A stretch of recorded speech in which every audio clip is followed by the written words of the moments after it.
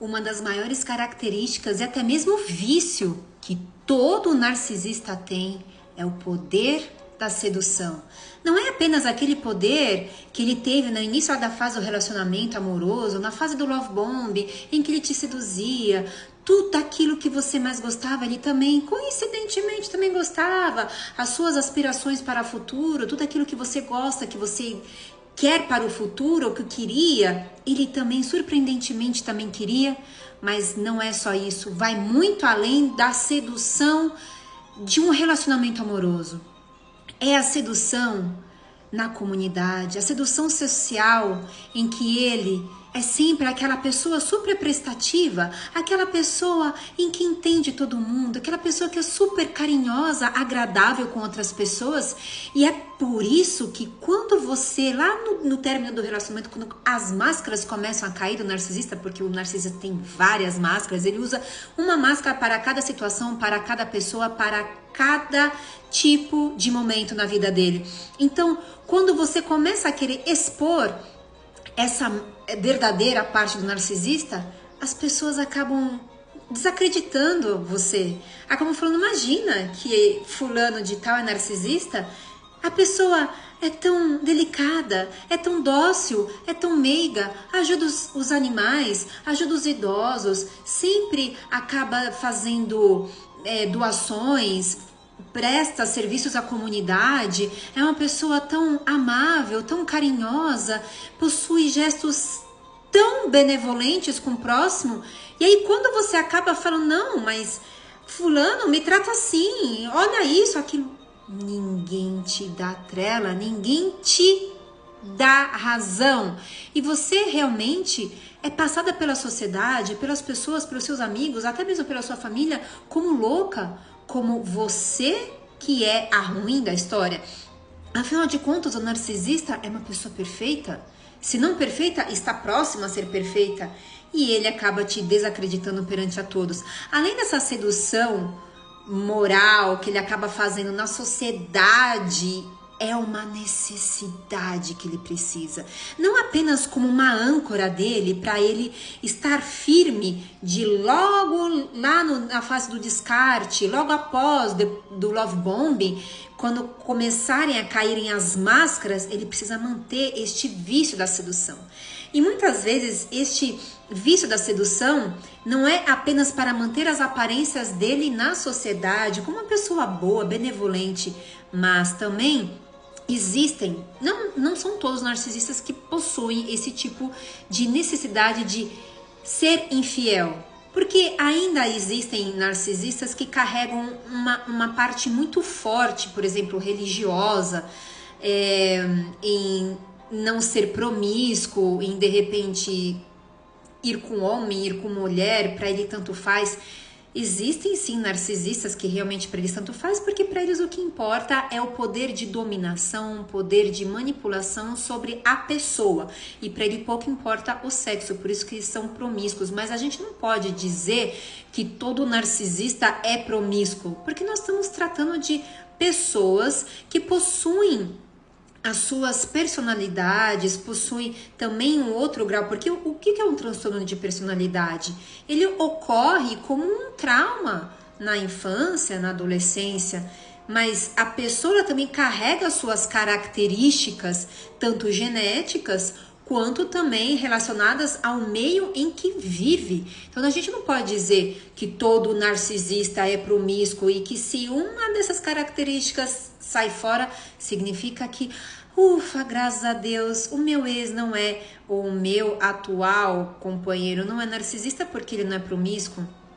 Às vezes, a fidelidade que a gente pensa de, mas ele nunca me traiu, porque das vezes que ele saiu com o ciclano filtrano, né, eu fiquei sabendo e não me traiu com uma outra mulher.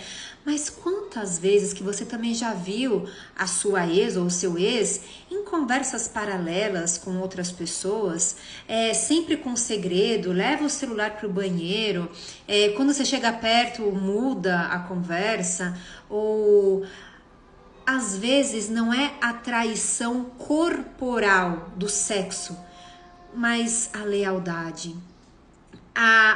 a vontade de fazer com que a vítima esteja sempre com aquele medo. Será que ele tá me traindo? Nossa, mas ele tá conversando muito com uma pessoa. E muitas das vezes os narcisistas, eles nos surpreendem com os nossos melhores amigos.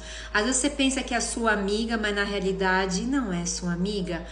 Também pode ser uma outra narcisista que esteja querendo pegar o seu ex-narcisista. E entre eles, isso daí, eu já ouvi do próprio narcisista, eles não veem a traição corporal como uma traição. É tipo, ok, faz parte. Certa vez eu ouvi de um narcisista dizendo que para ele a pior traição é ser passado a perna na questão material. E que com ele, tanto faz se, por exemplo, deu uma escapada com uma pessoa, o que importa é que estejam juntos. Então você vê que na realidade, como que você pode confiar numa pessoa que para ela tanto faz?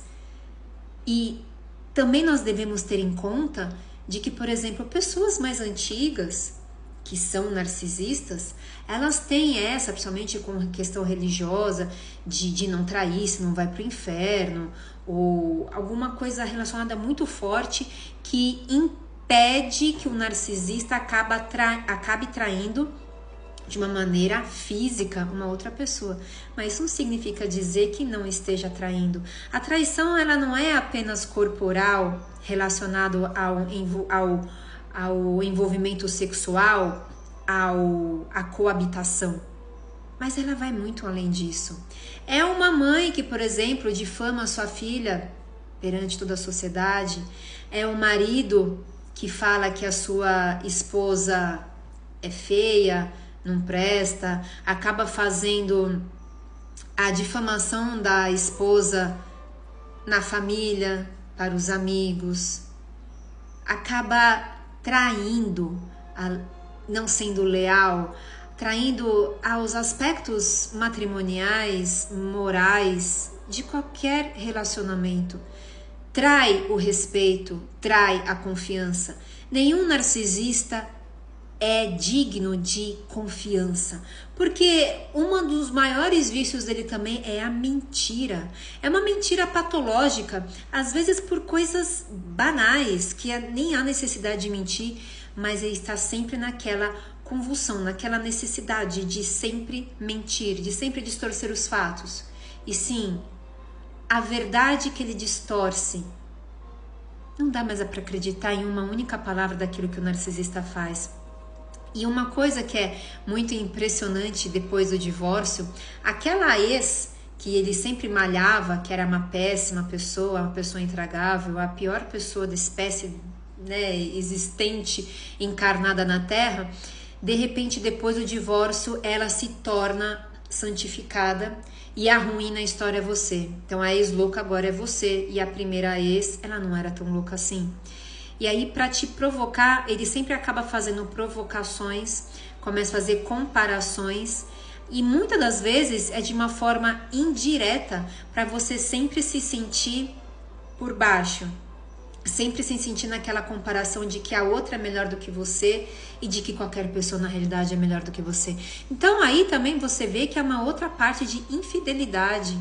E mesmo durante o casamento, você sentia isso.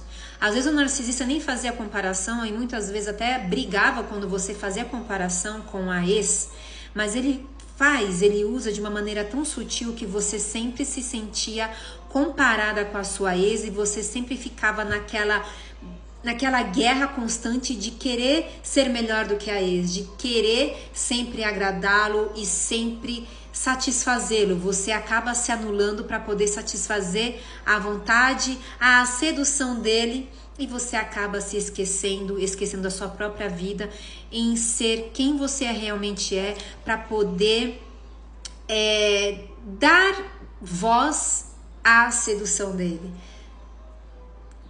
Realizar todos os aspectos, tudo aquilo que o narcisista pede, que na verdade o narcisista não pede, de uma forma ele determina e nós acabamos aceitando de uma forma indireta.